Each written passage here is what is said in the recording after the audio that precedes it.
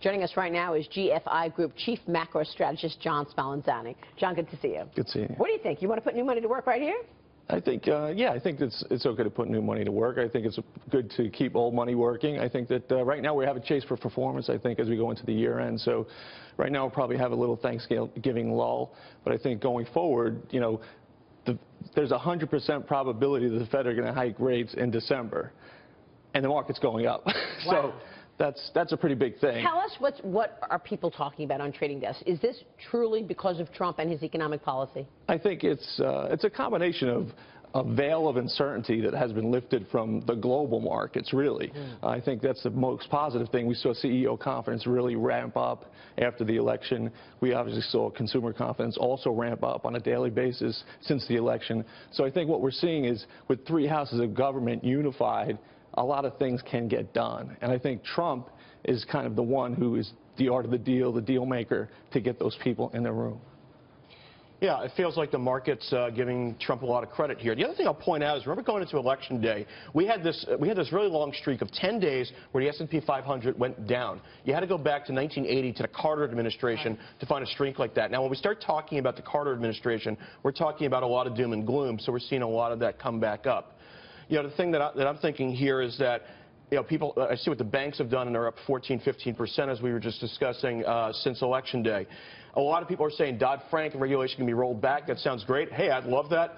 The thing to remember is Chuck Schumer's already pushing back on this, and we have to ask ourselves, the folks in Pennsylvania, Michigan, Wisconsin who voted for Donald Trump, were they really voting for bank deregulation? Yes, they were voting for a rollback of regulations. And how much of the rally in the banks is the fact that you've had longer-term interest rates also move up, and that they're going to be more profitable because of what's happening with interest rates? Also, who's going to lend for infrastructure are going to be the banks, right? So I think that's also part and parcel with the whole story. But remember, you know, Trump has two Fed appointments to make, one of which is the bank regulator. So that's a huge appointment. I don't think he's going to hire somebody who's going to be a hawk. So I think that's going to be positive. So they don't have to, everybody thinks they're going to do away with Dodd-Frank. That's not going to happen. But just rolling back some of these regulations is going to be huge. And obviously the market's telling you that. Not to mention the fact that obviously banks are trading very cheap compared to the rest of the market. They're really trading 15 times earnings. You saw that overtime rule got shot down by in a court decision. President Obama's overtime rule, which I think was one of more than 600 record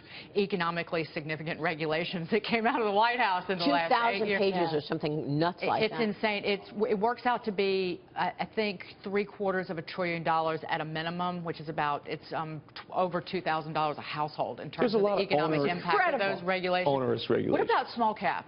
So we've had a double-digit gain in the 2 weeks since President-elect Trump. Right, exactly. Is that overdone? No. If you look at a lot of these charts, especially the small cap chart, there is a huge breakout in small caps.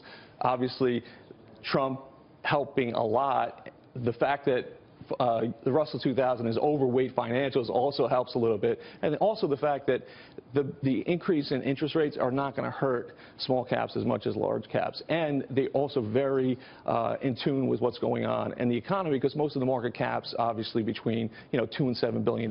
So you get a lot more bang for your buck in those small caps. So actually, I think you would think that the rollback in regulation is going to help the small caps more than the large caps. Yes, very much so. So I think that, you know, you look at the Russell new high, really nice new high and a breakout. If you look at the S&P, same thing, you know, on a monthly basis going back all the way on the charts, you know, you have a nice monthly breakout. Same thing on the Dow. You know, the diamonds right now are really leading. So the Dow is actually leading because those big cap, mega cap stocks are also doing well on the year. They were doing well prior to that. Those health insurers. Banks and the transports. Right. Well, you also have a lot of commodity-sensitive type stocks in there as well, and the commodities are doing very well. Why are commodities rallying so much? Is that a banking on construction? No. I mean, when you talk about iron ore and copper and all the things that is used to construct homes and buildings. Well, prior to the election, we started to get a lot more green shoots, right? China data was supposed to fall off the cliff. It did not. China actually is doing better. Same thing with Europe. Europe is doing better. People said the yuan, as soon as it went to 7, the world was going to blow up. It was a 6.92 last night. The world is, you know, the dollar strengthening means the yuan's weakening. So actually Trump is kind of getting what he wanted, was a recalibration in the Chinese currency. The markets have been very orderly that way. The problem a year ago with the yuan was that big collapse. We haven't seen that yet.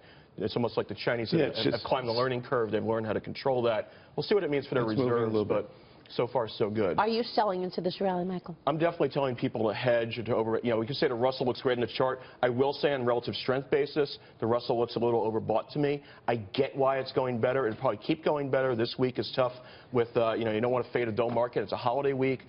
Seasonals, continuation. Are you on the other side of that trade? No, I think what we're going to see is obviously the market rallies to the inauguration, and then we'll probably see a sell-off.